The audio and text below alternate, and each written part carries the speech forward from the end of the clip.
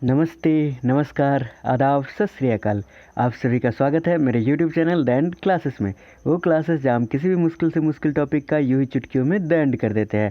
आज का हमारा टॉपिक है कि सुंग वंश, इंडो ग्रीक, शक, पहलव और कुषाण, ये सारे जो वंश है इनसे रिलेटेड हम 20 बेहतरीन MCQ का अध्ययन करेंगे। जो लोग हमारे चैनल पे पहली बार आए, लाल बटन दबा के चैनल सब्सक्राइब करना बिल्कुल ना भूलें। साथ ही में बेल आइकन दबाएं ताकि आपको ऐसी इतिहास संबंधी वीडियो एकदम सरल से सरलतम भाषा में तुरंत मिल सके। आज हम 20 बेहतरीन MCQ का अध्ययन करने वाले हैं जो कि आपके इतिहास संबंधी पूरे भारत में किसी भी एग्जाम, IAS प्री, फिर नेट JRF या असिस्टेंट प्रोफेसर एग्ज़ाम या आपके किसी भी यूनिवर्सिटी एग्ज़ाम के लिए, मतलब सभी के लिए ये समान महत्व रखती है। चलिए हम वीडियो को आरंभ करते हैं। हमारा पहला सवाल है कि बेशनगर स्तंभ लेख की भाषा क्या है।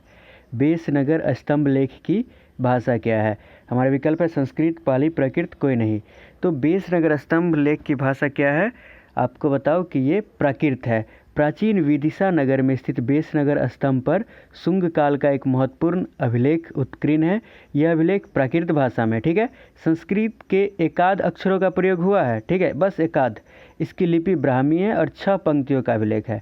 इसमें यूनानी राजदूत हेलियोडोरस ने स्वयं को एक भागवत अर्थात वासुदेव कृष्ण का उपासक कहा है तथा इस देवता के सम्मान में बेशनगर स्तंभ के निर्माण की बात करता है। पक्षीराज गरुड़ विष्णु की सवारी है, ये सारी बातें इस अभिलेख में वर्णित है।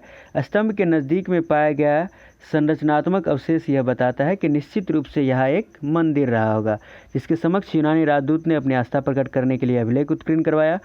यह भी संकेत है कि शुंग काल में ही यूनानी राजदूतों को आमंत्रित करने की मौर्य परंपरा जारी रही। मतलब मौर्य काल में भी यूनानी राजदूत आते रहते थे, जैसे कि मान लीजिए मेगास्थनीज आया, फिर आगे कंटिन्यू ये सिलसिला चलता रहा था और शुंग काल में भी ये हेलियोडोरस आया था। तो बेशनगर स्तंभ लेख की भाषा क्या है, तो वो प्राकृत सही जवाब हो जाएगा। चलिए अगले प्रश्न की ओर बढ़ते हैं। मल्लिका अग्निमित्र में अग्निमित्र कहाँ का गवर्नर था, ये हमारा अगला प्रश्न है। तो आपको बताओ कि पुष्यमित्र का साम्राज्य मौर्य साम्राज्य के बस एक हिस्से तक सीमित था, क्योंकि मौर्य साम्राज्य शुरुआत में बहुत ही फैला हुआ था, पर जब लास्ट में मौर्य साम्राज्य के अंत की बात आई, जब अंतिम शासक जो था उसकी हत्या कर पुष्यमित्र शुंग ने शुंग वंश की स्थापना कर दी, तो उसका बहुत ही छोटे टुकड़े पर शासन रह गया था। पाटलिपुत्र राजधानी थी, अयोध्या व विदिशा इस साम्राज्य के अंतर्गत आते थे। पुष्यमित्र ने अपने साम्राज्य के कुछ हिस्सों में अपने प्रतिनिधि नियुक्त किए थे और मल्लिका अग्निमित्र में अग्निमित्र विदिशा का गवर्नर था। ये जो हमारा प्रश्न है। और साथ ही साथ आपको बता दें कि इस नाटक में पुष्यमित्र और यज्ञसेना, जो कि विदर्भ के शासक थे, पूर्वी महाराष्ट्र वाला क्षेत्र, इनके बीच संघर्ष हुआ, अंत में शुंगों की विजय हुई। तो इसका उत्तर हो जाएगा विदिशा। मल्लिका अग्निमित्र में अग्निमित्र कहाँ का गवर्नर था, तो विदिशा का था। मल्लिका अग्निमित्र एक प्रसिद्ध नाटक है, आप जानते हैं। किस शासक के अभिलेख से पता चलता है कि पुष्यमित्र शुंग ने 2 अश्वमेध युद्धों का आयोजन किया था। 2 अश्वमेध युद्धों का आयोजन किया था, ठीक है। तो आपको थोड़ा सा इसके हम डिटेल बता दें कि पतंजलि के अनुसार पुष्यमित्र ने अनेक यज्ञ अनुष्ठान किए थे, वही पतंजलि जिन्होंने कि महाभाष्य की रचना की है। मल्लिका अग्निमित्र में वसुमित्र तथा यवनों के बीच एक युद्ध का उल्लेख है। यह संघर्ष तब हुआ जब पुष्यमित्र के द्वारा किए गए अश्वमेध यज्ञ के दौरान यवनों ने इस राजकुमार की सेना को चुनौती दी। कालिदास के अनुसार यवन बुरी तरह हारे तथा अश्वमेध का घोड़ा वापस आ गया। शायद यह शासक डिमेट्रियस था। और अयोध्या में पाए गए धान नामक शासक के अभिलेख से पता चलता है कि पुष्यमित्र शुंग ने 2 अश्वमेध युद्धों का आयोजन किया था। यह घान उत्तर हो जाएगा। चलिए, किस ग्रंथ की मान्यता है कि शुंग वंश का अंत ब्राह्मण मंत्री वासुदेव के षड्यंत्र से हुआ था, ये हमारा अगला प्रश्न है। 214 नंबर प्रश्न, किस ग्रंथ की मान्यता है कि शुंग वंश का अंत ब्राह्मण मंत्री वासुदेव के षड्यंत्र से हुआ था, तो हमारे विकल्प है पुराण, हर्षचरित, मल्लिका अग्निमित्र, ननवतेज। चलिए सबसे पहला विकल्प देखते हैं, पुराण। आपको बताओ कि पुराणों के अनुसार इस वंश का, शुंग वंश का अंतिम शासक देवभूति या देवभूमि था। वही हर्षचरित्र कहता है कि वासुदेव के षड्यंत्र से, ये जो ब्राह्मण मंत्री वासुदेव था, उसी के षड्यंत्र से शुंग वंश का अंत हुआ और उसी ने क्या किया कि कण्व वंश की स्थापना की। ये हर्षचरित कहता है, हर्षचरित बाणभट्ट की रचना, आप सभी जानते हैं। तो हमारा ये सवाल है, इसका जवाब हो जाएगा हर्षचरित। चलिए अगले प्रश्न की ओर बढ़ते हैं। किस ग्रंथ ने पुष्यमित्र की क्रूरता व बौद्ध धर्म के प्रति उसकी प्रतिबद्धता की बात की है? किस बौद्ध ग्रंथ ने पुष्यमित्र की क्रूरता की बात की? मतलब पुष्यमित्र शुंग बड़ा क्रूर था। आप जानते हैं कि पुष्यमित्र शुंग जो था यह पूरा शुंग वंश ब्राह्मण धर्म की पुनर्स्थापना के काल के लिए प्रसिद्ध है, क्योंकि इससे पहले बौद्ध धर्म मौर्य काल में बड़ी ही प्रगति पर था। मौर्य काल से पूर्व से ही चलता आ रहा था, और जाहिर सी बात है कि अशोक जिस तरह से बौद्ध धर्म को समर्थन दिया था तो अन्य धर्मों के लिए संकट की स्थिति उत्पन्न हो गई थी, जिससे निकाला किसने? पुष्यमित्र शुंग ने। तो दिव्यावदान वो ग्रंथ है जिसकी कहानियों में पुष्यमित्र की क्रूरता और बौद्ध धर्म के प्रति उसकी प्रतिद्वंदिता की कहानी है। ठीक है, तो यहाँ का इसका उत्तर हो जाएगा 215 का दिव्यावदान सही जवाब। चलिए अगले प्रश्न की ओर बढ़ते हैं। बैक्टीरिया आधुनिक अफगानिस्तान का कौन सा हिस्सा है? बैक्टीरिया जो है वो आधुनिक अफगानिस्तान का कौन सा हिस्सा है? बड़ा प्रसिद्ध है बैक्टीरिया नामक क्षेत्र। तो बैक्टीरिया ऑक्सस नदी के दक्षिण और हिंदुकुश पर्वत श्रृंखला के उत्तर पश्चिम के बीच फैले हुए भूभाग का प्राचीन नाम, यानी ऑक्सस नदी जो है उसके साउथ में, ठीक है, और हिंदुकुश पर्वत श्रृंखला है उसके नॉर्थ वेस्ट के बीच फैले हुए भूभाग का प्राचीन नाम है। यह आधुनिक अफगानिस्तान जो अभी मॉडर्न अफगानिस्तान है, जिसकी राजधानी काबुल है, उसका उत्तरी हिस्सा जो है ये बैक्टीरिया प्राचीन बैक्टीरिया था। तो यही उत्तरी हिस्सा हो जाएगा उत्तर। अगला प्रश्न, किस विदेशी इतिहासकार का मानना है कि मिनांडर की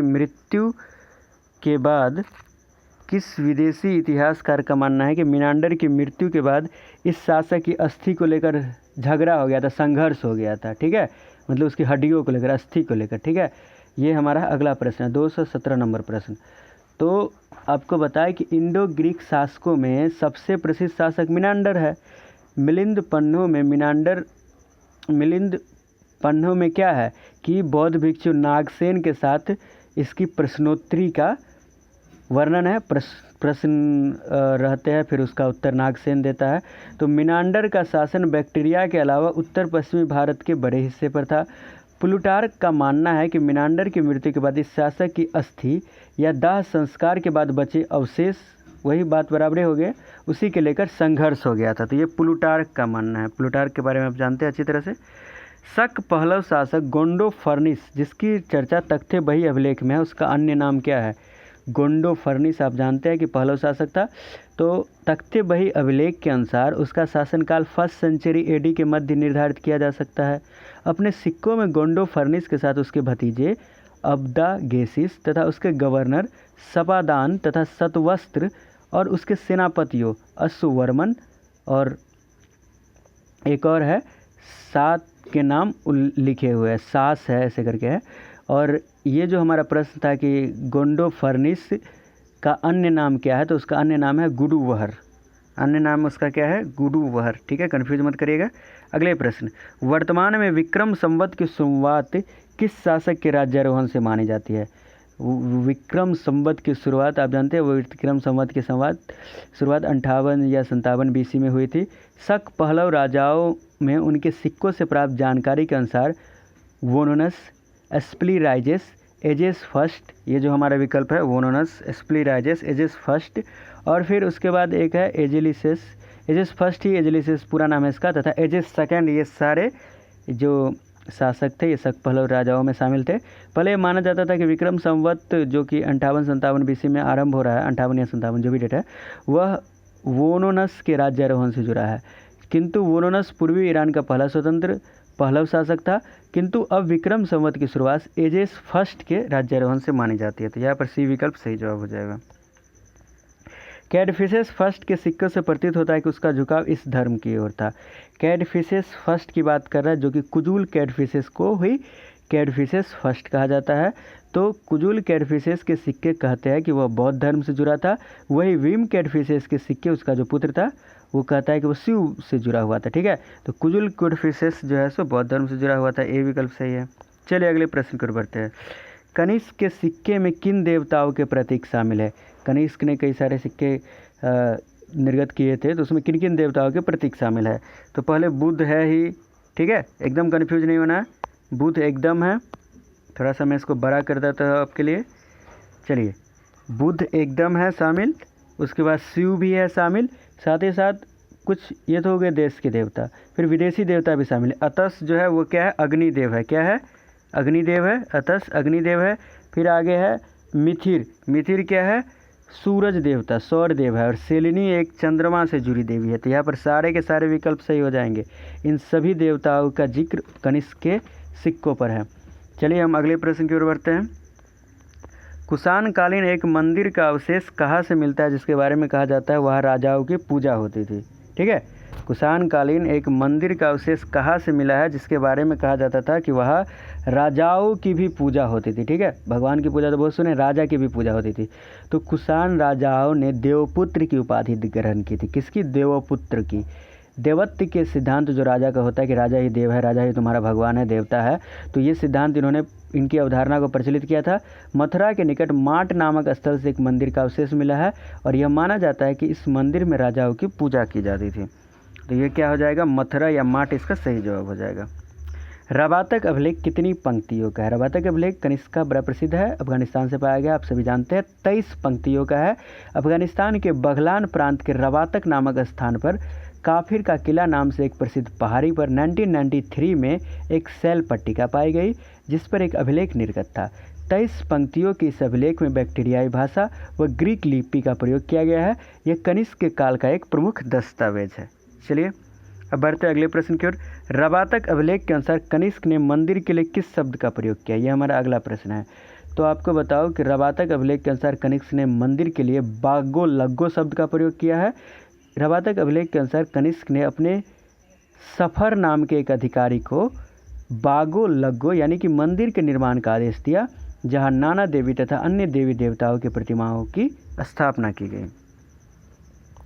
अगला प्रश्न है, वह मुहर कहाँ से मिला जिस पर बैल का प्रतीक बना है तथा उनके विजय मंत्र धारण करने की बात खुदी है?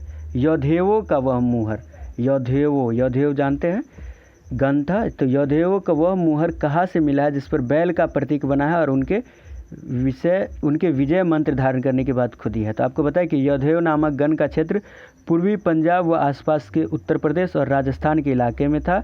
इनके द्वारा निर्गत सिक्के मुल्तान से सहारनपुर के बीच मिलते हैं। लुधियाना के निकट सुनेत नामक स्थान से इनका मुहर मिला है जिस पर बैल का प्रतीक बना हुआ था और यौधेव नाम जय मंत्र धारनाम यानी यौधेव जो विजय मंत्र धारण करने वाले थे खुदा हुआ है। ठीक है, तो सुनेत इसका सही जवाब हो जाएगा। अब है 226, यौधेव के सिक्के के अनुसार वह किस देवता के भक्त थे? तो आपको बताया कि सुनेत से प्राप्त मुहरों के अनुसार सिक्कों के ढालने के लिए बने साँचों पर यौधेवों के कार्तिकेय देवता के भक्त होने की सूचना मिलती है। किसकी? कार्तिकेय की। अगला प्रश्न, कुछ विद्वान मानते हैं कि शक संवत की स्थापना किस कर्दमक क्षत्रप शासक के राज्यारोहण से आरंभ हुई थी? मतलब कुछ विद्वान, ऐसे तो सभी जानते हैं कि भाई कनिष्क के शासनारोहण से जो ये शक संवत की स्थापना हुई थी, पर कुछ शासक ऐसे हैं जो कि मानते हैं कि कर्दमक क्षत्रप शासक के राज्यारोहण से यह शक संवत आरंभ हुई थी। तो आपको बताएं कि कुषाण शासक कनिष्क का राज्यारोहण 78 BC में हुआ था और उनके उत्तराधिकारियों ने इसी तिथि से एक नए संवत की शुरुआत करते हुए अपने अभिलेखों को निर्गत किया। हालांकि कुछ विद्वान मानते हैं कि इससे संवत की शुरुआत कर्दमक क्षत्रप शासक चस्टन के राज्यारोहण से हुई थी। किसके? चस्टन के राज्यारोहण से हुई थी। और आप एक थोड़ा सा संशोधन कर लीजिए, 78 AD है, मुझे BC शायद लगता है बोला गया होगा, तो 78 AD है। कुषाण शासक कनिष्क का राज्यारोहण 78 AD में हुआ था तथा उसके उत्तराधिकारी ने इसी तिथि से एक नए संवत की शुरुआत की और अपने अभिलेखों को भी निर्गत किया। पर कुछ विद्वान मानते हैं कि संवत की शुरुआत कर्दमक क्षत्रप शासक चस्टन के राज्यारोहण से प्रारंभ हुई। ठीक है, चलिए हम बढ़ते अगले प्रश्न की ओर। 228 नंबर प्रश्न है हमारा, किस कुषाण काल के बारे में निम्नलिखित में से कौन सा कथन सही है? कुषाण काल है उसके बारे में कौन सा कथन सही है? तो पहला विकल्प है बड़े पैमाने पर चांदी के सिक्कों को जारी करना, गांधार कला का फला फूलना, या अमर सिंह का संरक्षण, या बंगाल तक साम्राज्य का विस्तार। तो कुषाण काल के बारे में थोड़ा सा आपको कुषाण काल की कला के बारे में आपको हम बता दें कि कुषाण काल में कला के क्षेत्र में 2 स्वतंत्र शैली गांधार कला एवं मथुरा कला का विकास हुआ। गांधार शैली को ग्रीक बौद्ध शैली भी कहा जाता है। गांधार शैली में बुद्ध की प्रतिमा यूनान व रोम की मिश्रित शैली से बनाई गई है। मथुरा शैली मूलतः देसी कला थी जिसमें बुद्ध की विलक्षण प्रतिमाएं बनी, परंतु इस जगह की ख्याति कनिष्क की सिरविहीन खड़ी मूर्ति को लेकर है। यहाँ महावीर की भी कई प्रस्तर मूर्तियाँ बनाई गई। तो यहाँ पर जो सवाल है कि गांधार कला का फला फूलना ये सही है, बाकी चांदी के सिक्के जारी करना हो, या अमर सिंह का संरक्षण हो, या बंगाल तक साम्राज्य का विस्तार, सारे के सारे कथन गलत है। 229 नंबर प्रश्न, निम्नलिखित किस राजवंश ने भारत में सर्वप्रथम सिक्कों पर तिथि का अंकन स्टार्ट किया? तो आपको बताया कि हिंद व यवन शासक जो थे, हिंद यूनानी शासक मिनांडर ने भारत में सर्वप्रथम तिथि युक्त सिक्कों का प्रचलन किया था। जैसे यूजीसी ने जब इस प्रश्न का उत्तर पूछा था तो कर्दमक वंश लिया था, पर ये आपको बताओ कि हिंद यवन होना चाहिए। चलिए बढ़ते अगले प्रश्न की ओर। निम्नलिखित किस राजवंश ने भारत में सर्वाधिक तांबे के सिक्के जारी किए? तो इंडो यूनानी, सातवाहन, कुषाण, गुप्त, ये हमारा प्रश्न है। तो आपको बताएं कि हमारा प्रश्न है किस राजवंश ने भारत में सर्वाधिक तांबे के सिक्के जारी किए। ठीक है, तो आपको बताओ कि सोने के सिक्के का प्रचलन सर्वप्रथम इंडो ग्रीक ने आरंभ किया। उन्होंने द्विभाषीय सिक्कों का प्रचलन किया। उन्होंने ऐसे सिक्कों का प्रयोग प्रारंभ किया जो निश्चित रूप से किसी राजा से उसका संबंध जोड़ा जा सकता था। कुषाणों द्वारा सर्वाधिक मात्रा में तांबे के सिक्के जारी किए। हमारा तांबा पूछ रहा है, तो कुषाणों द्वारा सर्वाधिक मात्रा में तांबे के सिक्के जारी किए गए। तस्वीर वाले सिक्के का प्रारंभ इंडो ग्रीक द्वारा हुआ। तो यहाँ पर हमारा आंसर हो जाएगा कुषाण। तो इस तरह से आज हमने 20 शानदार प्रश्नों का अध्ययन किया। लाइव एमसीक्यू टेस्ट में कुछ तकनीकी समस्या आ गई थी। जिस दिन कुछ टेक्निकल प्रॉब्लम आएगा उस दिन हम इसको नॉन लाइव रूप में आपके लिए ला देंगे वीडियो। उम्मीद है कि आपको वीडियो पसंद आया होगा। ऐसे ही इतिहास संबंधी अन्य वीडियो देखने के लिए आप हमारे चैनल के प्लेलिस्ट में जा सकते हैं, और इससे पहले वाला जो 210 प्रश्न है वो भी आपको मिल जाएंगे, और भी मॉडर्न इंडियन हिस्ट्री से और इतिहास के अन्य हिस्सों, मध्यकालीन भारतीय इतिहास से ढेरों प्रश्न हमारे प्लेलिस्ट में रखे हुए हैं। जाइए इतिहास का आनंद ले। मिलते हैं आपसे अगले वीडियो में। घरों में रहे, सुरक्षित रहे। धन्यवाद। एक और अंतिम ज़रूरी बात कि हमारे चैनल पर अगर पहली बार आए थे तो चैनल को सब्सक्राइब करना, लाल बटन दबा के बिल्कुल ना भूलें, और साथ ही में बेल आइकन दबा दें ताकि आपको ऐसी शानदार वीडियो की नोटिफिकेशन एकदम समय पर मिलती रहे और आप इतिहास से अपने प्रेम में और वृद्धि करते रहे। और इस वीडियो को अगर जो इतिहास संबंधी आपसे जुड़े हुए दोस्त हैं उनके बीच ज़रूर शेयर करें ताकि उनका भी लाभ हो। धन्यवाद।